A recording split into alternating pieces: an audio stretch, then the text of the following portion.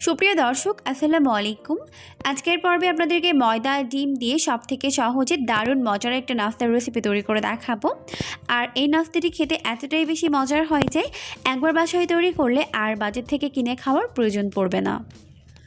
নাস্তা তৈরি করার জন্য এখানে একটি মিক্সিং বোল নিয়েছি।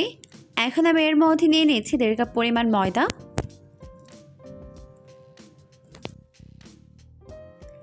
1 চামচের 4 ভাগের 1 ভাগ দিয়ে দিচ্ছি লবণ, আর 2 টেবিল চামচ পরিমাণ দিয়ে দিচ্ছি চিনি।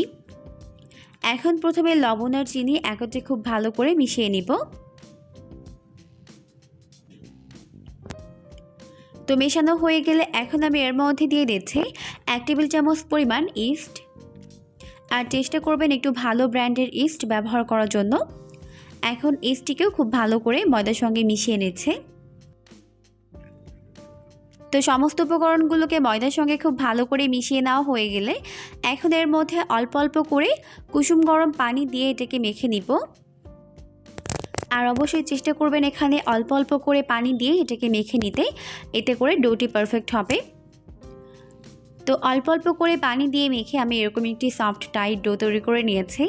আর এই ডোটি মাখতে আমার এখানে প্রায় 1.25 কাপের মতো পানি লেগেছে। তো এখন আমি এর মধ্যে দিয়ে দিলাম 1 টেবিল চামচ পরিমাণ সয়াবিন তেল। এখন এটাকে খুব ভালো করে মেখে নিচ্ছে। তো খুব ভালো করে মেখে নেওয়া হয়ে গেলে এখন হাতের মধ্যে নিয়ে উপরের স্কিনটা এইভাবে স্মুথ করে দিচ্ছি।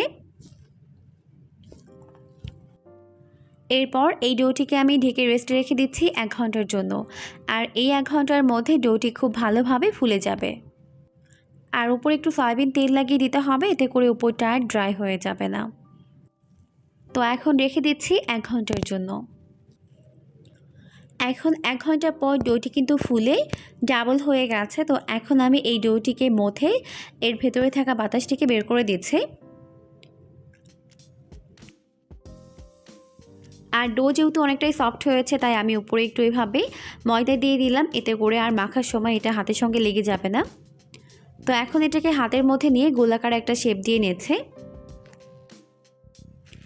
এরপর এখন আমি এটাকে বেলে নিচ্ছি। তো অনেকটা মোটা করে এটাকে বেলে নিতে হবে।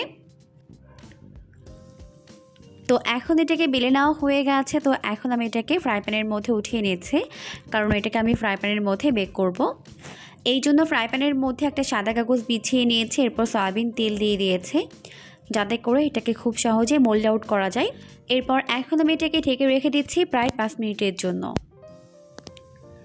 এখন 5 মিনিট হয়ে গেছে। এখন আমি ঢাকনাটিকে উঠিয়ে নিলাম। এখন আমি এর উপর থেকে এইভাবে ডিমের হলুদ অংশ দিয়ে দিচ্ছি। আপনারা চাইলে এই কাজটি ব্রাশের সাহায্যেও করে নিতে পারবেন।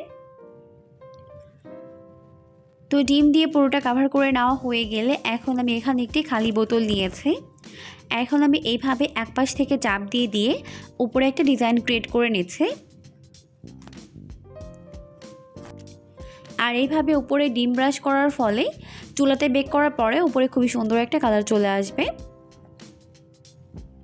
তো এখন হয়ে গেছে। এখন আমি এটাকে ঢাকনা দিয়ে ঢেকে চুলে উঠিয়ে দিচ্ছি এটাকে বেক করে নেওয়ার জন্য। চুলার আঁচটিকে মিডিয়াম ফ্লেমে রেখে এটাকে আমি প্রায় 20 থেকে 25 মিনিটের মতো বেক করে নিব। এখন 25 মিনিট হয়ে গেছে। আর এখন আমাদের নাস্তা রেডি। আর দেখতেই পাচ্ছেন উপরে কত সুন্দর একটা কালার চলে এসেছে।